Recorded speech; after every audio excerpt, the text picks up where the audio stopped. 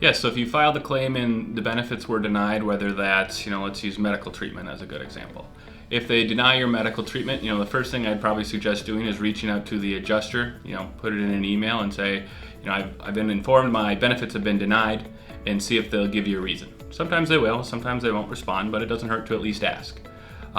If you get a response saying that your benefits are denied because they do not believe the treatment's related to your work injury, or they believe your work injury is resolved, that would be a good time then to speak to a work comp attorney like ourselves, and then see if they need to file a claim on your behalf, and to kind of evaluate your case.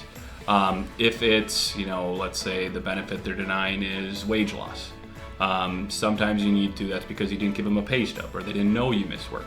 So that's where following up with an adjuster is always good. Put something in an email, that way you can kind of have some type of paper trail, but also just know when you reached out to give them a little bit of time to respond.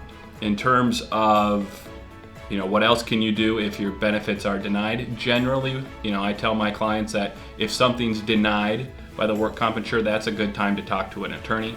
That's normally when an attorney can kind of step in and file a claim on your behalf if needed, or else start to step in on your behalf and reach out to the adjuster or the attorney on the file to see if things are actually denied and check in. As well as, what can you do if your work comp benefits are denied? A lot of times too, you'll see that it's because you haven't done the required follow-up with the adjuster or the work comp insurer. Sometimes they require an authorization to go get your medical records, and that's why your treatment's denied, because they can't see what your treatment is. They're unable to get your medical records. So that's where I always kind of go back to say it does not hurt to reach out to the adjuster and inform them that, hey, I've been informed, my treatment's been denied. Can you please give me a reason, or is there something that I need to do in order to get this approved? The adjuster's gotten back to you and said, hey, this treatment or this benefit's denied. You can reach out to an adjuster or an attorney right away then. Once you know it's been denied officially, if you get that direct word from an adjuster, that's a good time then to set up a consult with an attorney like ourselves. If you're sending an email saying, adjuster, is my treatment being denied? I've been informed that by my provider, let's say.